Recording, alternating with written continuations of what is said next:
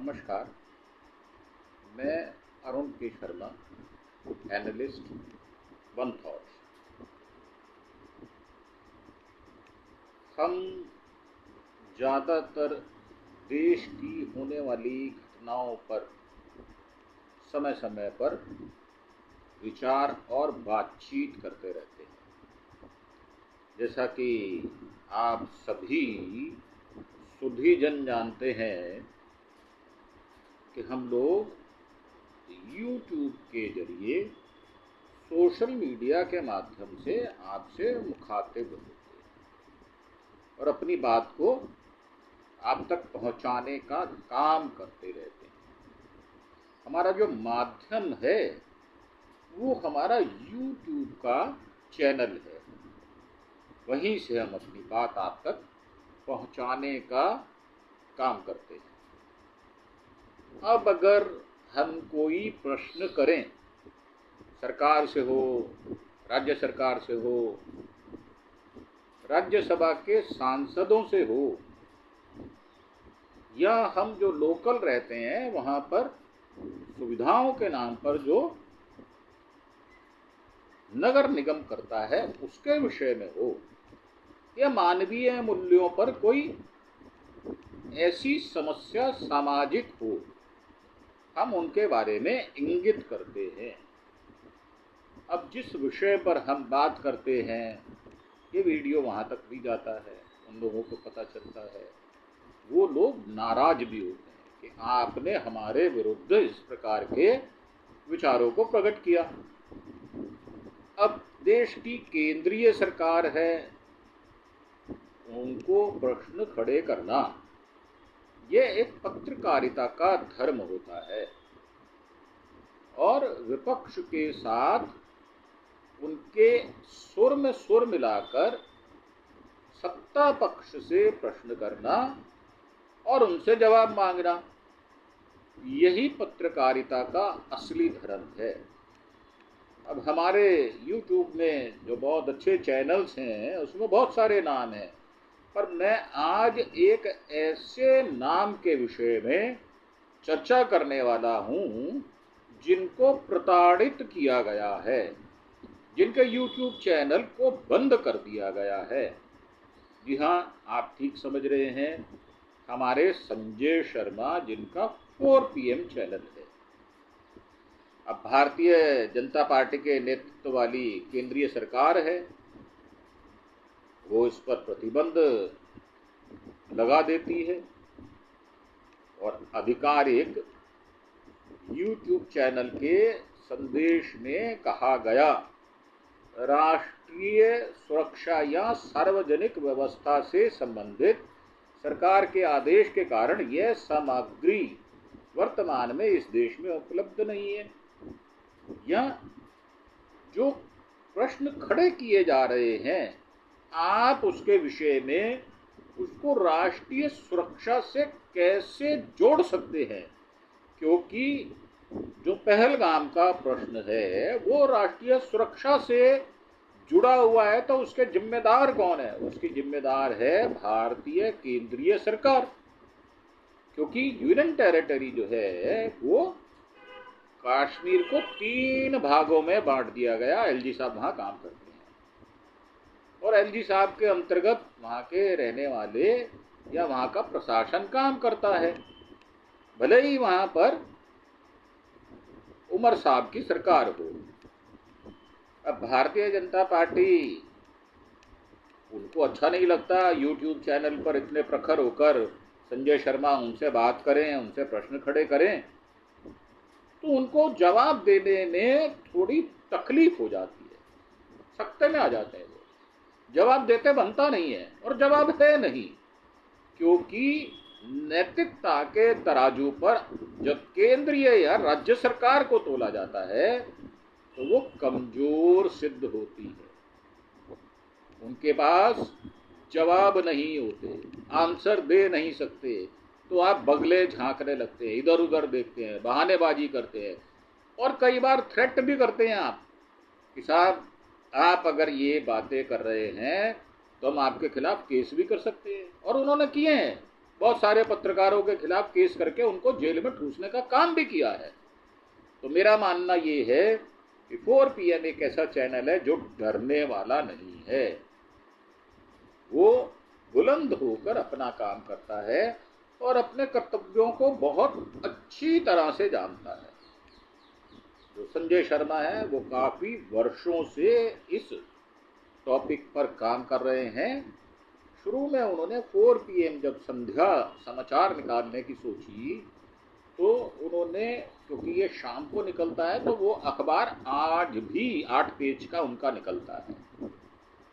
और ऐसा कुछ नहीं है कि वो आज नए प्रश्न कर रहे हैं, पिछले कई वर्षों से वो प्रश्न कर रहे हैं।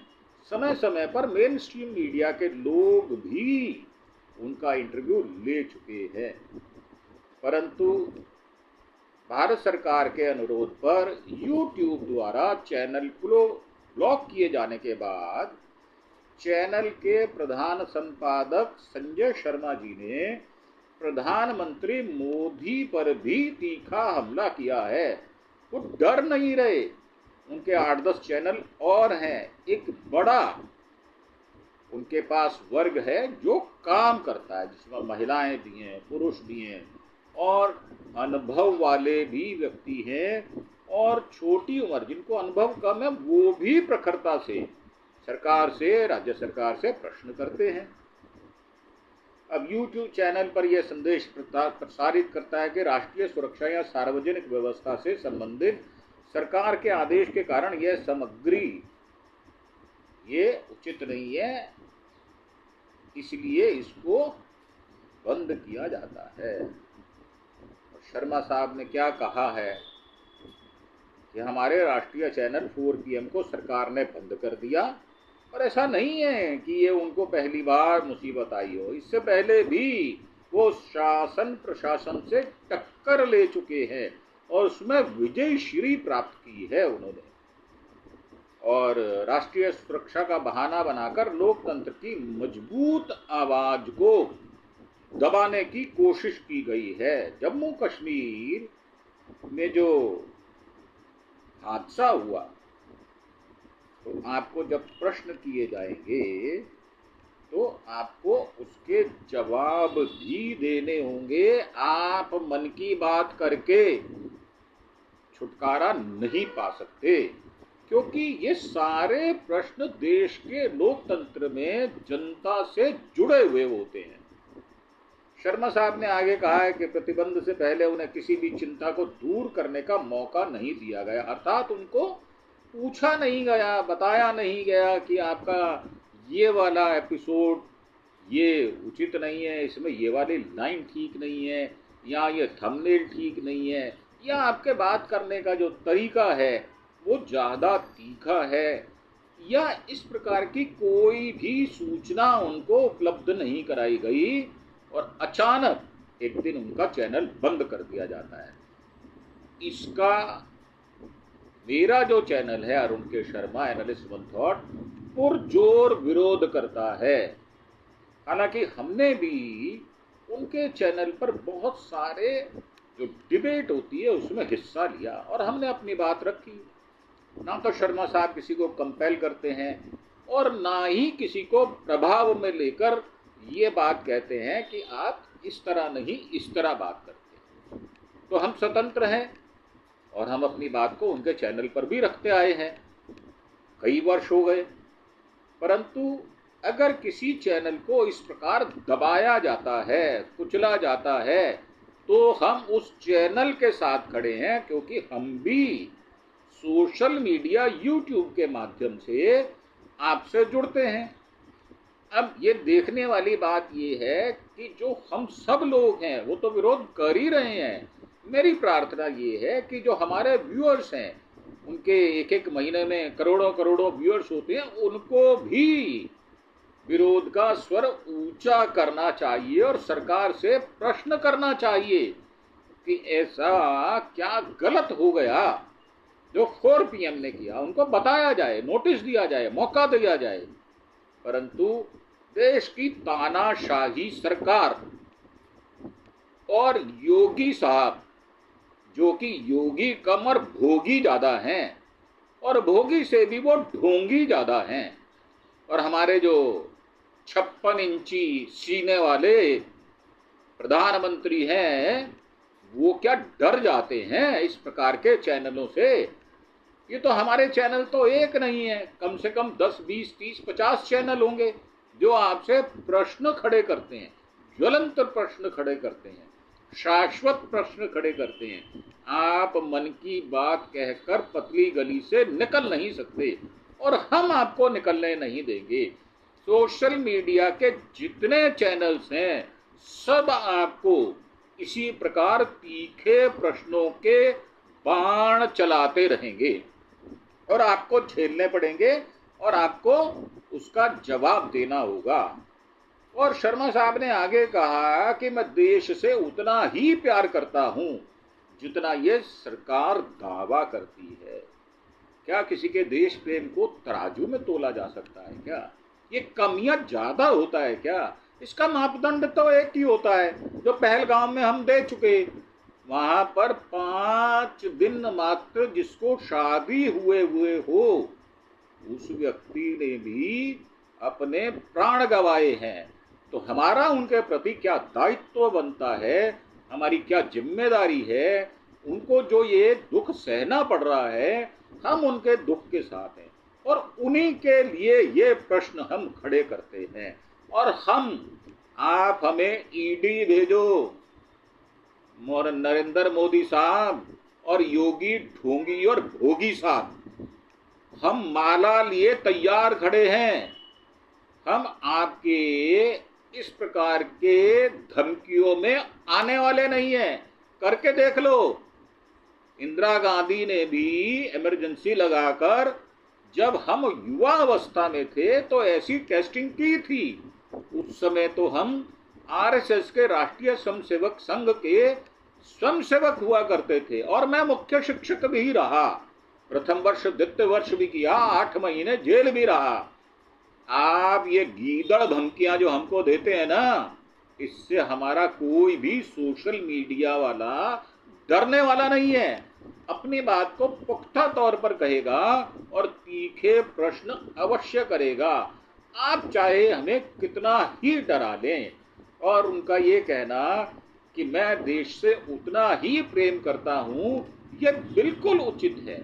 आप प्रेम करते हैं या नहीं करते, इसके बारे में हम कुछ नहीं कह सकते, क्योंकि आपके जो कुकर्म हैं, आपके जो पाप हैं, वही बताते हैं कि आप देश से प्रेम नहीं करते, आप अडानी और अंबानी से प्रेम करते हैं, आप पैसे से प्रेम करते हैं। 460 बीजेपी के आप दफ्तर बना लेते हैं, पैसा कहां से लाते हैं? 270 दफ्तर आपके बन रहे हैं, ये पैसा कहां से आता है ये भी तो बताओ। और आरएसएस तो कोई इनकम नहीं करता, वो तो सामाजिक संगठन भी नहीं है। 3-3 बिल्डिंगें, 10-10, 12-12 मंजिल की, इतने बड़े बड़े हॉल, 5 लाख स्क्वायर फीट का एरिया, ये क्या थूक से पकोड़े बनाए गए हैं? मोदी जी, आप तो कहते हैं कि पकोड़े तलना भी रोजगार है, तो आरएसएस क्या पकोड़े तल के रोजगार से जो पैसा कमाता है उससे ये बिल्डिंगें बनाई हैं क्या आपने? आपको जवाब देना होगा, और हम आपसे डरने वाले हैं नहीं। ये जो है, आप डर किसी और को दिखाना। और उन्होंने कहा कि बल्कि उससे अधिक हम देश को प्रेम करते हैं, हम देश प्रेमी लोग हैं। अगर सरकार को किसी वीडियो से कोई समस्या थी तो वो हमें ईमेल द्वारा सूचित कर सकता था, मैं खुद जांच करता, अगर कोई गलती होती तो मैं उसे हटा देता। जब इतनी अकोमोडेशन हम आपको देने के लिए तैयार हैं, तो क्या आप सोने के सुरखाब के पर लेकर पैदा हुए हो कि आपसे गलती नहीं होती? आप सर्वे सर्वा हो, 16 कला संपूर्ण हो? मुझे नहीं लगता कि आप ऐसे हैं। आप तो नॉन बायोलॉजिकल हैं। आप तो जैसे कीट पतंगे किसी झाड़ जंकाड़ में पैदा हो जाते हैं, आप तो वो व्यक्तित्व हो। तो मेरा मानना ये है कि ये कह देना कि आपका चैनल बंद कर दिया जाता है, ये तानाशाही को दर्शाता है। और शर्मा साहब ने आगे कहा कि पीएम मोदी भारत नहीं है, भारत तो भारत है और मोदी मोदी है। मोदी एक इंसान है, वो इंसान जो 35 साल भीख मांगने के बाद, अपनी माँ से बर्तन मंजवाने के बाद इस गद्दी पर बैठा है। ना भूलें, ये वही मोदी है जो नाली से गैस निकाल लेता है और जहाज को बादलों में छिपा देता है, रडार काम नहीं करता। ऐसा वैज्ञानिक, ऐसा विलक्षण मानसिक बीमार आदमी पूरे विश्व में आपको कहीं नहीं मिलने वाला, जैसा ये मानसिक बीमार व्यक्तित्व है। और उत्तर प्रदेश के लखनऊ में रहने वाले शर्मा साहब ने कहा, लेकिन सच्चाई ये है कि मोदी देश नहीं है। सरकार से सवाल पूछना कोई अपराध भी नहीं है। लोकतंत्र में अपनी आवाज उठाना हमारा अधिकार है। हम तानाशाही से डरने वाले नहीं हैं। हम 4 PM जो यूपी का है और अन्य सभी जो 4 बजे के चैनल जो हैं, हम अपनी आवाज उठाते रहेंगे। एक उनका प्रोग्राम वहां पर 6 बजे शाम को भी नियमित आता था और शर्मा साहब सवेरे 6 बजे भी एक एपिसोड करते थे। एक चैनल बंद हो सकता है, लेकिन हमारी आवाज, मैं तो पंजाबी हूं, हमारे यहाँ कहा जाता है कि गले च अंगूठा नहीं दे सकता तू मोदी। हमारे यहाँ ये कहा जाता है, मतलब गले में अंगूठा देने का मतलब हमारे कंठ से आप आवाज बंद नहीं कर पाओगे, ये हमारा कहना है। चाहे वह यूट्यूब हो या कोई और प्लेटफॉर्म, हम लोकतंत्र की मशाल जलाए रखेंगे। शर्मा साहब ने इन शब्दों के साथ अपना वक्तव्य समाप्त किया। शाम 4 बजे एक आवाज है और आवाजों को दबाया नहीं जा सकता। 4 PM न्यूज पर प्रतिबंध लगाने से यूट्यूब चैनल पर कौन सी सामग्री अपलोड की गई थी, ये आपको बताना पड़ेगा। 4 PM हमेशा से ही केंद्र सरकार की आलोचना करता रहा है। हाल ही में पहलगाम में हुए हमले के बाद, जिसमें 26 लोगों की जान चली गई थी, चैनल ने कुछ ऐसे शीर्षकों के साथ वीडियो अपलोड किए थे जैसे लाल कालीन पर अमित शाह का स्वागत, जबकि वो मृतकों को श्रद्धांजलि देने गए थे और तमाशा बना दिया। मैं तो इससे आगे बढ़कर बात करता हूं, क्या शाह साहब को थोड़ी लज्जा बाकी है या परले दर्जे के निर्लज्ज आदमी है वो लाल कालीन पर जाएंगे किसी को श्रद्धांजलि देने के लिए? लानत भेजता हूं ऐसे आदमी को मैं। और ये बात मैं नहीं, पूरा देश कह रहा है। क्या श्रद्धांजलि देना और रेड कारपेट पे चलना, इसमें कोई कॉम्बिनेशन बैठता है क्या? और जो 26 लोगों की जान गई तो आपको ये शोभा नहीं देता। इसका अंग्रेजी में अनुवाद किया जाता है तो यह इस तरह दिखता है, अमित शाह घाटी में पहुंचने पर लाल कालीन पर क्यों चले? क्या साधारण जमीन पर चलने से उनके पैर मैले हो जाते? तो देखने वाली बात यह है, क्या वह पीड़ितों को संवेदना व्यक्त करने गए थे या कोई शो करने गए थे? कोई ग्लैमर शो था क्या, जहां आपकी इज्जत में 4 चांद लगाए जाते? ये बात ठीक है कि हम होम मिनिस्टर हैं, तो होम मिनिस्टर क्या रेड कारपेट के बिना चलता नहीं है? पैर उसके उठते नहीं है क्या? मानने वाली बात ये है कि आपसे गलती हुई है, आपको प्रश्न करेंगे। अब सिंधु समझौता तोड़ने की हवाबाजी को लेकर फंस गए हैं मोदी साहब। पाकिस्तान को पानी कम नहीं जा सकता, ज्यादा मिल रहा है। अब अगर बात करें कि पीएम मोदी साहब सिंधु जल संधि के बारे में जो बातचीत कर रहे हैं वो सिवा बकवास के कुछ नहीं हो सकता, क्योंकि पानी को रोका नहीं जा सकता। हमारे रवीश कुमार ऑफिशियल में रवीश कुमार जी ने एक पानी पर एपिसोड किया था, उसमें उसकी हिस्ट्री बताई है, वर्षों वर्षों सैकड़ों वर्ष पुरानी। ये 5 नदियों की उन्होंने बहुत सारी कहानियां बताई, बहुत सारी किताबों के रेफरेंसेस बताए हैं। तो मेरा मानना ये है कि सच्चाई से अगर आप मुंह मोड़ लेंगे तो ये बात स्वीकार्य नहीं होगी। हालांकि ये पहली बार नहीं हुआ किसी चैनल पर प्रतिबंध लगाया गया हो। जब सरकार ने शर्मा के यूट्यूब चैनल के खिलाफ कार्रवाई की, इससे पहले भी अनुराग ठाकुर सूचना एवं प्रसारण मंत्री थे, तब उन्होंने यूट्यूब चैनल को ब्लॉक करने का आग्रह किया था, क्योंकि चैनल ने चीन और लद्दाख क्षेत्र पर एक वीडियो पोस्ट किया था, लेकिन इसे हटाया नहीं गया था और यह विश्वसनीय पाया गया था। पूर्व वित्त मंत्री विदेश मंत्री यशवंत सिन्हा ने 4 PM चैनल पर प्रतिबंध को क्रूर और तानाशाही पूर्ण बताया है। उन्होंने कहा, मैं 4 PM यूट्यूब चैनल को बंद करने के सरकार के आदेश की कड़ी आलोचना करता हूं, कड़े शब्दों में करता हूं। यह आदेश क्रूर और तानाशाही पूर्ण है। सरकार को इस आदेश को तुरंत वापस ले लेना चाहिए। हमारी भी यही प्रार्थना है कि आप गलती ना करें। अगर आप इस प्रकार की गलती करेंगे तो बचे खुचे चैनल भी सरकार के विरुद्ध हो जाएंगे। आप अपनी जान को सख्ते में क्यों लाते हैं? ये ठीक है कि शासन आपके पास है, आपके पास ताकत है, आज है, कल नहीं होगी तो आप क्या करोगे? आपके साथ भी वही व्यवहार किया जाएगा जैसे ईडी, सीबीआई, आईटी और सारी संस्थाएं जिनका आपने मटिया मेट कर दिया है, वो संस्थाएं भी आपके साथ वैसा ही व्यवहार आपको लौटाने वाली हैं। और ये बात राहुल गांधी एक बार आपको चेता चुके हैं।